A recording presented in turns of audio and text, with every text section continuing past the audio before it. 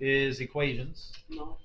And as we worked on things yesterday, okay, the equations on some of them at the end of yesterday do not have really much numbers in there. So as we throw things out here today, opposite these do have opposite back to numbers. We're going to go back and forth. Sometimes they all have numbers, sometimes they don't have numbers. We're going to go back to our notes here in just a little bit. We'll be back to not having numbers. So it doesn't change how we do anything though. We're still going to use our equation skills. So on this warm up here, solve for the variable. Okay? And as we solve for this variable, on that first one, start moving things around. Combine like terms, use the shared property, whatever you need to do to start off with on there. And then, does the variable drop out? Those are the things you're looking for in this type of question. It's asking you, is there a solution? Are there no solutions? Or is there an infinite amount of solutions? So remember, keep in mind, the only time you're telling me there's no solution or an infinite solutions is if the variable drops out. So on that first one, guys, when you start combining like terms, right? That's the first thing we got to do there. You got to realize we got n's on the same side. Bring them together. Don't change the signs. Combine means just add them up.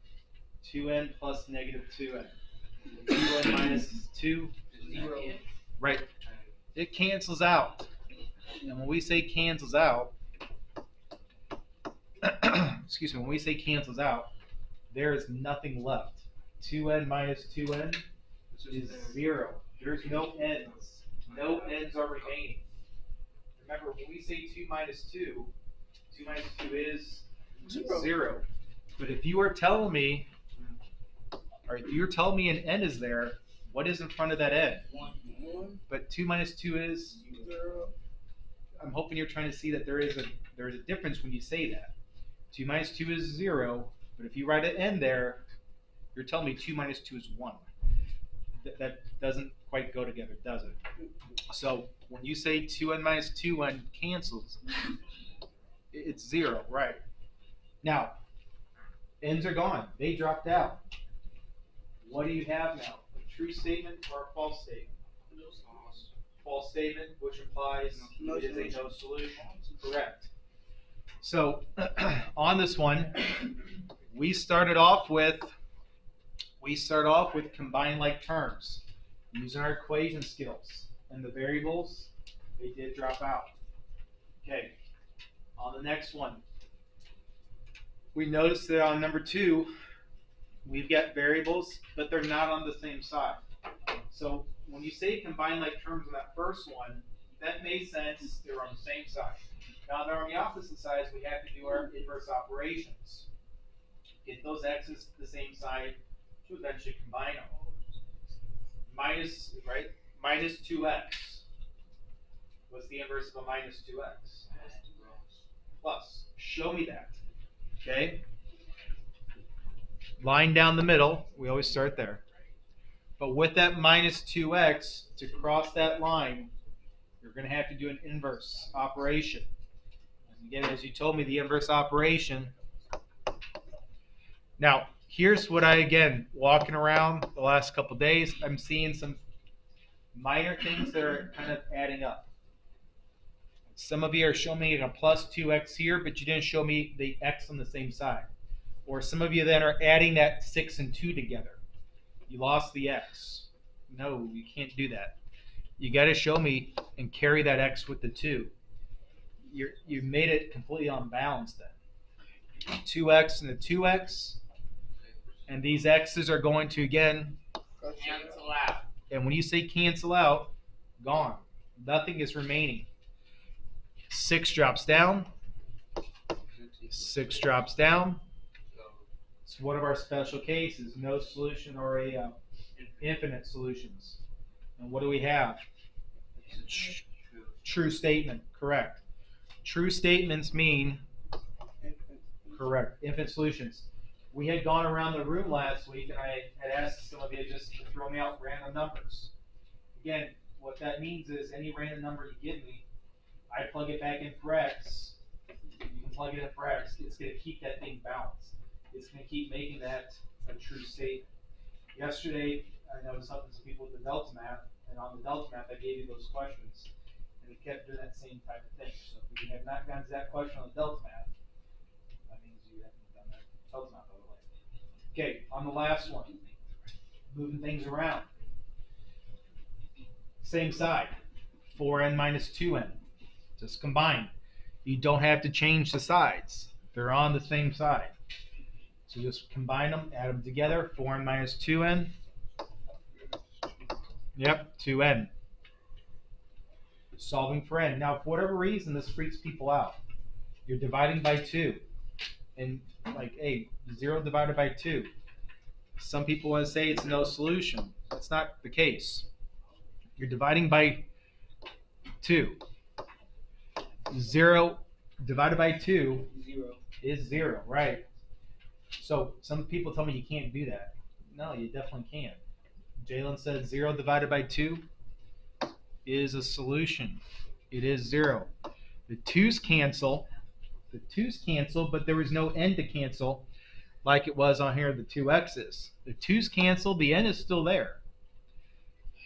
So we got an actual answer. We got an actual solution. We got a solution of 0. How was the answer there?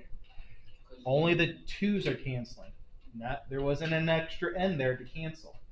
Only the 2's are canceling. 2 divided by 2. 2 divided by 2 canceled. There wasn't another n to cancel. So n is 0. That implies we have one solution. So Jayla, if I go back to say on this first one here, these both have 2 n's, right? Because they both have 2 n's on it, together 2 n's are going to subtract out. Okay, so the 2n and the 2n, they're both going to have n's on it. Those 2 n's are completely gone. Here, I'm dividing, but only the 2 and the 2 are canceling out. That's why there's still going to be n left there. Okay, 0 is the solution. Okay, now on off all these, we're using our equation skills. Yesterday, we started taking away the numbers. We were working with what we call literal equations. Let's continue with that work here today and do our best to work through there as best as we can. We're still using the same skills. So let's get our books out. And I don't know what page I'm trying to get to. Give me a second on that. Excuse me. 266, guys. 266. Now, when we say an ice cream cone, all right, ice cream cones. Say an ice cream cone. You think of an ice cream cone. Think of maybe kind of almost more like a waffle cone. That's yes. But ice cream cone like that one. Okay. So we're going to work with geometry here again. You don't need to know the formula for it. Okay, it's given to us. So we got ourselves the formula here we're going to work with, the volume of this cone. They talked about a cone in math. This is the type of cone we are referring to. So this is a cone. And the volume formula for this cone is given to us. Where did I get my pen? It's right here. All right, the volume, V for volume, okay, is right here. 1/3. Now, I'm going to throw out a symbol that you've seen before. You talked about it in your middle school years. We haven't talked about it yet in here in this class. It's more of a geometry. It's definitely a geometry topic, but it has to do with going around a circle that it goes with. It's the word pi. It's our Greek symbol, pi. It's just pi, okay? And pi radius for r. That's the approximate for that. R for radius. And the reason why R for radius in a circle, that's our radius. The radius is from the center of a circle to the edge of the circle. That's the radius. And then square it. We square it.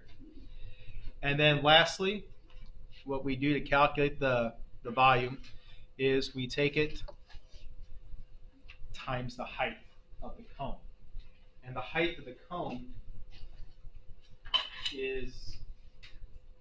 height right here.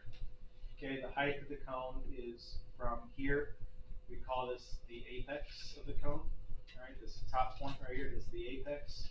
Straight through the middle, like I have my pen right out here. That's the height of the cone. Not at a slant. That's something else. That's the height of the cone. Okay, so that's how we calculate the volume of the cone in geometry. Who really necessarily cares? But what we're using it for in here is we're using it for the algebra part of our equations. Is we're going to rearrange that equation now to solve for a particular variable in there. Now, what variable does the question say to solve for? R, H. It says to solve for the what? Height. Solve for the height. So we're going to solve for what variable then? We're going to solve for H, the height. Okay. So let's take a look at where that height is. All right. Maybe let's highlight it by boxing it in, circling it, realizing I want to leave that H right there. Leave it alone. Okay. Let's move everything else to the other side. Right? Okay. So as we do that, move everything else to the other side. What else is on that side with the H? Rattle off what is on the same side with the H. What do you see on the same side with the H? R squared, pi, 1/3. all those things that Andrew just said have to go to the other side. Weston, wake those eyes up. So, we got to move them to the other side. Let's do that. Okay? Now, what's the one thing that he said? He said a third. That's a fraction. How do we get rid of division? Multiply. We've been doing that before. We've seen that before. We've done that before. We get rid of division by multiplication. Do that. Show me multiplication on both sides. Okay? Let's get rid of multiplication on both sides here. Okay? So let's multiply both sides by 3. All right? So, hold it out of my class. So, we're going to multiply both sides by 3. And as we multiply both sides by 3, show that just like we've been doing everything else. Multiply both sides by 3. Okay? You get division. Cool. We know how to get rid of division. We just said it. Divide by 3. Inverse is multiply. Do it, do it, do it. 3v. That's it.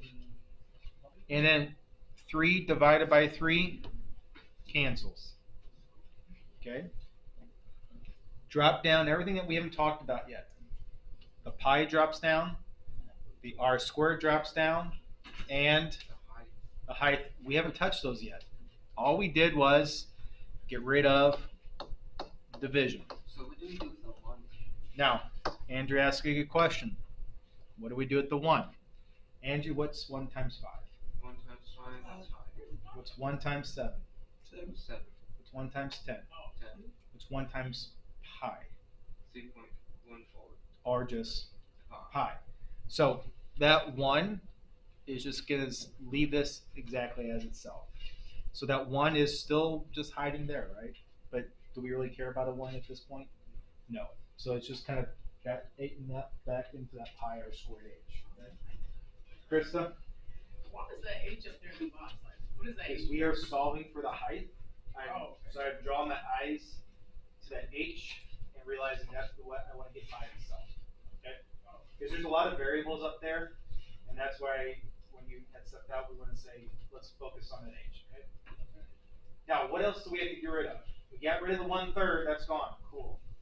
Andrew said we have a pi there and an r squared. How is that pi and r squared attached to the h? What operation is in between all those? Multiplication. Do you see any pluses or minuses up there? No. So in between everything is multiplication. So we'll have to divide. We have to divide. Nothing is changing from everything that we've done. We have to divide by pi and we have to divide by. These are all attached by multiplication. You guys have done this before. We just did this on our warm-up. I know it looks different, but when we did this on our warm-up just a few minutes ago, these two things, they are very much the same. Look different, yes, but they are the same. This is attached by multiplication, and you said divide by 2. We divided by 2. Here, these are attached by multiplication, and the inverse of multiplication is division. So we're dividing by pi and r squared. Now, what happens with that? Something divided by itself cancels out. Something divided by itself is gone, right? It cancels out. So what we're left with now is finally that h, I'm going to unbox it because h is now by itself. Once I get h by itself, that's what I wanted. On the left-hand side, can anything cancel out? 3 is not anything there. V, nothing similar there, is there? It's going to look weird. 3v, pi, and r squared. Nothing can cancel out because there's nothing the same in the numerator and the denominator. But the height is going to be 3v divided by pi r squared. Now, I'm not expecting you to be sitting there going like, totally got it, I'm master of it. Okay. Let me rewrite it to the side for you, Jayla, because it is I know, a little odd. 3v divided by pi r squared. That's our answer, okay? So, give us some time. We're going to keep practicing this skill. It takes us time to get there. It is very different than what we've done before, okay? So let's keep practicing that skill. And let's do another one here. Let's go next to the next page there. Number 3. Number 3 there. More geometry. It's a trapezoid. What does a trapezoid look like? Not 6.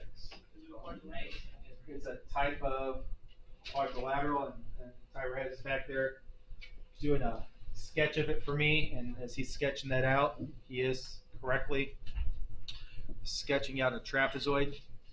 So trapezoids can come in definitely a variety of different types of quadrilaterals, but the one that you should probably most be common with for a trapezoid, as Tyrese is drawing it back there, looks like that. Okay? What we know about a trapezoid, I'd say we should know about a trapezoid. This is something that should be occurring in about 6th grade. Yep. Is knowing that you have one pair of sides, what we say are, did I put those arrows on there? What do those arrows mean? That's what I was about to ask you, Krista. Oh, I'm asking you. I'm asking anybody, what do those arrows mean? One side? I'm asking anybody what those arrows mean, Matt. I mean less than? Oh, wait, No less than symbols there. Which way it goes? No, that's not which way it goes. Oh, wait, the No. lines keep going? No. Oh. Okay, Let's see them, they go like this, and don't do this. Parallel. thank you. Oh, they're That's supposed to be, they mean they are parallel. Okay, so geometry next year, guys, are gonna be, I'm not gonna pass that class. well, okay, so as we go through here, that's our trapezoid. So thank you, Tyrese, for the picture, and then let's continue on. That is my formula to calculate our trapezoid here. Who cares, right? Let's go rearrange it. Solve for the height. So let's bring it down here where we have some room. And just like we did earlier with boxing in that h to realize that's the variable we're going to solve for. Okay, give you a sec to bring that down so we have some room to solve out for h. Okay, so with that, okay, fraction again. I see that 1/2. We're dividing by 2. 1/2 is divided by 2. And that's what we're going to start off by doing. If we're dividing by 2, which is that 1/2, get rid of that division of 2. We just did it on the third. We divided by 3, so we multiplied by 3. Here, we're dividing by 2. So we're going to multiply both sides by 2. You don't like fractions, guys, right? Get rid of it by multiplying by what we're dividing by. We divided by 3 in the last one, we multiplied by 3. We're dividing by 2, so now we're going to cancel out those 2's because 2 divided by 2 is gone. 2a. 2 times a is 2a. Drop down what we didn't touch. Jayla? Where did you get the 2 from? So we are dividing by 2 here, right? Okay, good question. Now, that h drops down, and the b1 plus b2. Now I'm going to keep that box there because I haven't found h yet by itself. Now, that h and that parentheses. Now, everything I've told you about parentheses, I'm going to throw out the window here. What have I told you about parentheses to do? I used the distributive property, right? That's going to cause you a headache on this one. So, It comes from practice. do we get rid of the parentheses? We're going to get kind of. That's what I'm going to talk about. Or do we incorporate the h into the parentheses? So don't do that. Here's what we're going to do. Here's what we're going to do. Chill with me there, Andrew. This h times b1 plus b2, this is basically saying this right here. H times 2. H times 3. b1 and b2 are just some type of number. Okay? So it's attached by multiplication. What's the inverse of multiplication again? Oh, are we divided by 3? Correct. So we're just going to divide by the big old parentheses. We've not done that ever before because most of the time we will not do that. But we're going to divide by that big old parentheses. Okay? And by dividing by that big old parentheses, it's the cancels out there on the right. It's 2a divided by b1 and b2. Right. b1 plus b2 cancels out there. It leaves me an h on the right, which I wanted. I'm going to lock that box now. And as if you might have heard Andrew, I'm course running out of room and so are you. I'm going to just drop it down right here. H is 2a over. There's nothing to cancel out. 2a and b1, b2 are all different things. So there's nothing to cancel out like there was on the right-hand side. b1 plus b2, b1 plus b2, those are the exact same thing. I could cancel those. And it looks weird. It's going to look weird. I can't tell you enough that that's going to happen. But h is now by itself. All we did was use our equation skills throughout. Division, we did multiplication. We changed this up a hair, but there's h by itself. Now, let's finish this off. Use our formula to determine the height. So we're going to plug in with our formula. The area is 24. Which variable up here is representing the area? A. The A is for area. Should be pretty obvious. A for area. So 2 times 24. And base lengths are 9 and 7. It doesn't matter which base is 9 and 7. It just means one's 9, one's 7. So 9 plus 7. Where's this 2 coming from? The formula at the very beginning, we divided by 2. So what do we do for inverse of division?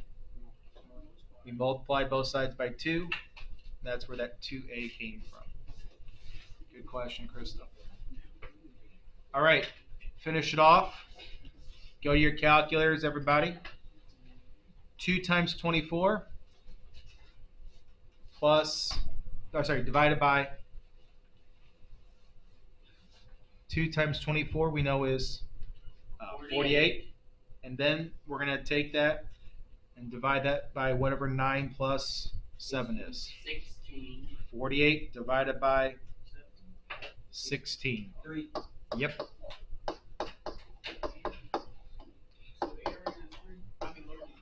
The height is 3. Right. In chemistry next year, that's the skill that where you're going to use in chemistry. Yeah. You got right in biology. I'm sorry. You ready to do it? Practicing. Oh, good. But I don't know how to do it. Well, that's fine. That's what we're working on. We're just starting here math. It's going to flow into your science classes. Okay? Yeah. We'll put you in the line here. Miss Gill will get you guys. All right. Let's do another one here. I don't expect, again, to be all comfortable with that yet. I don't even expect to be even close to being comfortable. Let's go to the next one here. Okay? Let's skip it. Let's go to... Hold on. Shoot. I don't have that page there.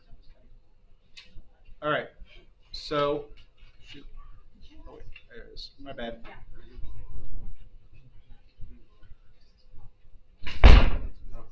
Hold on. I'm trying to see where that page is at.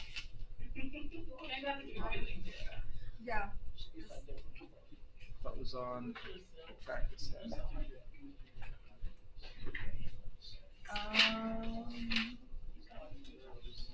You are a mental patient. I was. Now you still are. You know what?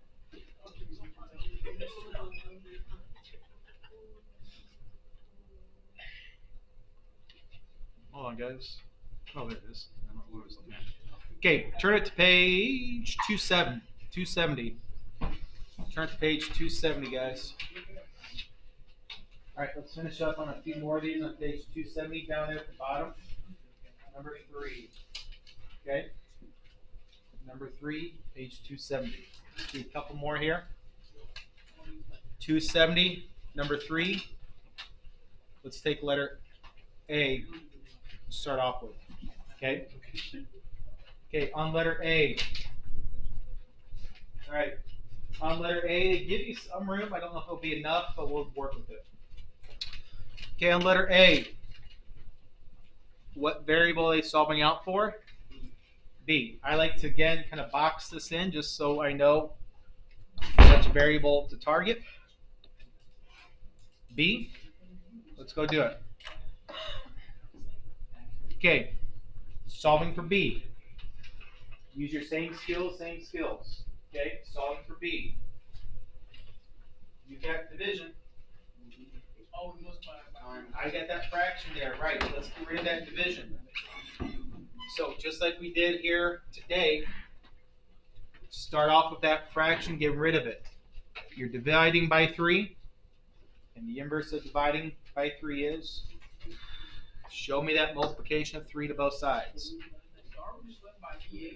Uh-huh. What is that you said? 270.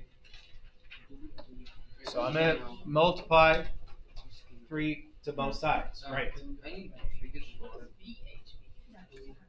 So in geometry, that is capital B means area of the base times the height. That's what the variation is. So times 3 on both sides. I guess we're dividing. 3V.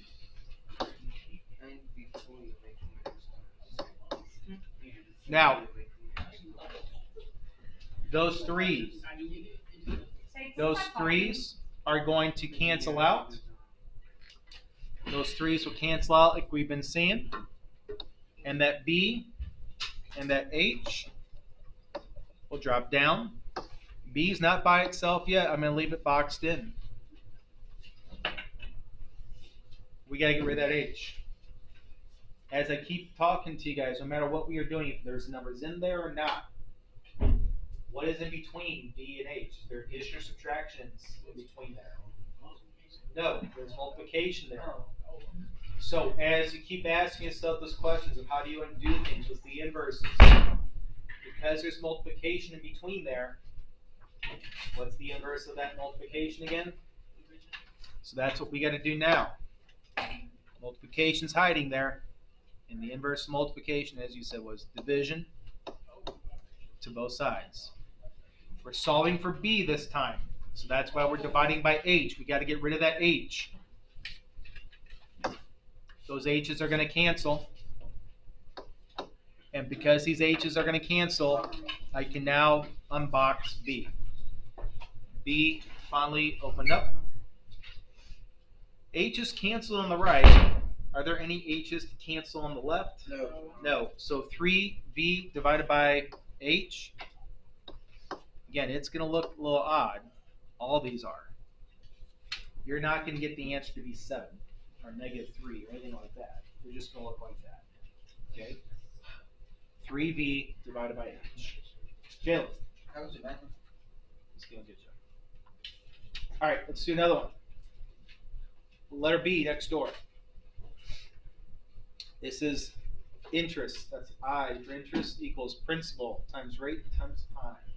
Anybody takes a finance class, that's interest. Okay, so we're solving for the variable r. As we keep doing, I like to box in the variable we're looking for. Box in r. Okay, how are we getting the r by itself? When you look at the r on the right-hand side, what has it got on that right-hand side with it? Not just a P and a T, right? I'm sorry. Is that an L? That's a cursive I. It's a special one for interest. Yeah. So it's a P and a T, right? You want to move the P and the T to the other side, but you got to know what operations are up there. Right, because when you look at that PR and T together, there's no pluses or minuses in between separating everything. The only thing that's up there is a multiplication. So put that multiplication in there, and the inverse of multiplication, as we keep telling you, is division. So we're going to divide by P, and we're going to divide by T. Okay? So we're dividing by both P and T because be separating P, R, and T is just the multiplication symbol in between. If there's a plus sign, there would be a plus sign. There's not a hidden plus sign. If there's a minus there, there would be a minus sign. There's no such thing as a hidden minus sign. There's that hidden multiplication there, but that's it. Cancel out. The P's cancel on the right. What else cancels on the right? The T's. The T's cancel. And the R, because we divided both P and T, right? The R is open up. Sorry, the R opens up. It's unboxed. An I? Again, that's an I for interest. So I, and if you can't make that, who cares? Just do an I. And then P and T. Nothing can cancel out because nothing is the same. IPT, it just stays as is. And again, this is something in chemistry, IPS next year, you're going to do crap ton of. Let's do one more here. Drop it. We'll do D. Now, what variable is solving for in D? Box in C. Let's go find C. You're solving for C, as you said. And as we look at that C, keep asking yourself, what is on the same side as C? What is separating A, B, and C? Clearly, there's a plus sign there. There is no multiplication, as we saw in the last one. So as Chris said addition, and Tyra said there's addition up there, get me rid of addition. What is your inverse of addition? So now on this one, we're going to have to do some subtraction because clearly we see some addition happening up there, right? So let's do that. The A is a positive A or negative A? And the inverse of a positive is a minus A to both sides, right? Got to keep it balanced. Got to do it to the left. Got to do it to the right. What's going to happen to those A's on the left? Cancel out. Drop down, which we didn't talk about yet. Did we talk about that B yet? No. Is C by itself yet? No. 180 minus 8. It's going to look funky. But they're not like terms.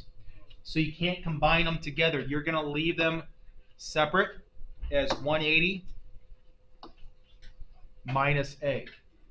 Now, I know that we are gonna have to subtract the B. so C is not by itself yet, so we still got to get rid of the B, and that's correct. Subtract B from A. Correct. So we're going to subtract B to both sides. It's a positive B. Subtract B. Now again, I just put it on the right-hand side, but is there another B over there on the right? No. Just throw it underneath there. It doesn't really matter. And as maybe Matt said it right, I can't remember who it said, but we're just going to put it at the end because there is no like term up there, and because there is no like term on the right-hand side, then it's just going to get thrown there at the end.